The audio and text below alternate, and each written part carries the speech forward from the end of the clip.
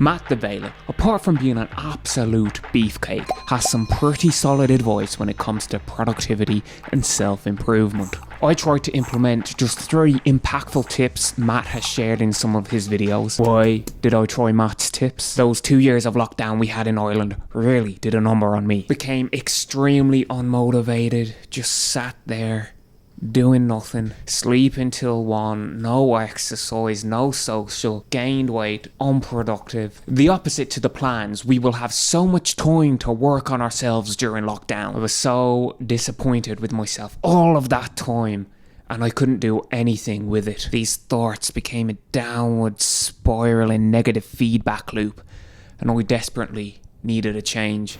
The first tip I tried was the 2-day rule. It's very simple.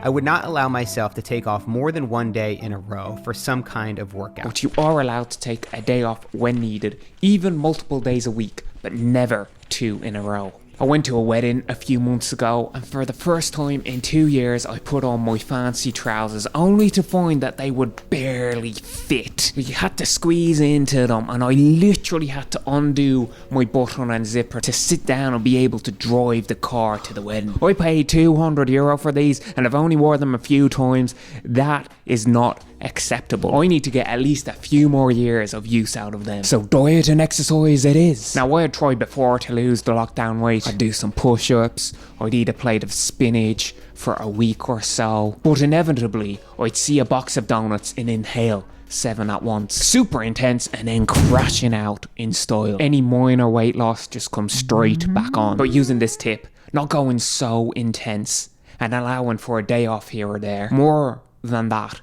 it's like someone, Matt, had given me permission to have a day off, and that was okay. I managed to stick to my diet, eating around 1,200 to 1,500 calories per day. Now, I did have the occasional whole pizza to myself or giant burrito, but I never overconsumed for more than 1 day in a row. And 30-ish days later, what do you know? Boom, my fancy trousers are back in action. I think the key takeaway is, it's not about doing all or nothing. Give yourself permission to have a day off here or there, but commit to the rule and be consistent with it over time, and not even that much time, but you will start to see improvements. The second tip was the 5-minute rule. Promise your brain that you're only going to work on a very small but specific part of a task for 5 minutes. Just 5 minutes. After 5 minutes, you're free to do anything else you want. But most of the time, you're going to keep working for 20, 30, 40 plus minutes. I really needed to stop being such an unproductive slob. Just so much time wasted doing absolutely nothing. I did manage to binge watch a couple of 100, probably more, anime seasons though, so that's something. But this tip is very effective. I am weak. I have so little willpower. Given the choice, I will perpetually procrastinate, and I will never feel like doing it. So by just committing to 5 minutes, that anyone can do, and it's okay if it's super painful, your brain screaming at you to stop. Just endure the 5 minutes, and after that, no worries. Go and watch anime or whatever and try again in a bit. But 90% of the time you're gonna do far more than just 5 minutes. Like me, when I was writing this video now, I really wasn't feeling it, but I committed to just doing the 5 minutes, and that was 25 minutes ago. Once you're moving, you have some momentum, it's much easier to keep on going. But just doing the 5 minutes, you get over that barrier in your brain where everything about it is telling you, screaming at you to stop and go be lazy. Definitely worth giving this one a go. Setting a timer helps. It's almost annoying how effective such a simple tip works.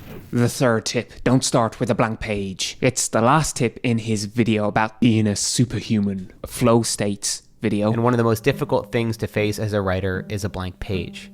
The solution? Instead of starting each morning by expecting my brain to be ready to tackle this difficult task, I instead begin by editing something I've already written. Don't start working with a blank page, a new task. Instead, work on finishing or editing the last task you were doing to get yourself into the zone. Edit a page from yesterday to let the brain juices flow, then that blank page isn't such a daunting task. I'm sure you've all been there. You're trying to start a project. It doesn't have to be writing, but you're just trying to start it. And it's so overwhelming because there's so much to do and you don't know where to start. And your brain isn't ready to do it. It's resisting. So I found this to be very helpful in getting started. I am purposely leaving tasks unfinished for the next session. It is so much easier to pick off where you left off than to start in a new place. Even less friction to start, because when you're 90% done with a task, your brain knows what and how to complete the task. Then just roll straight into the new task.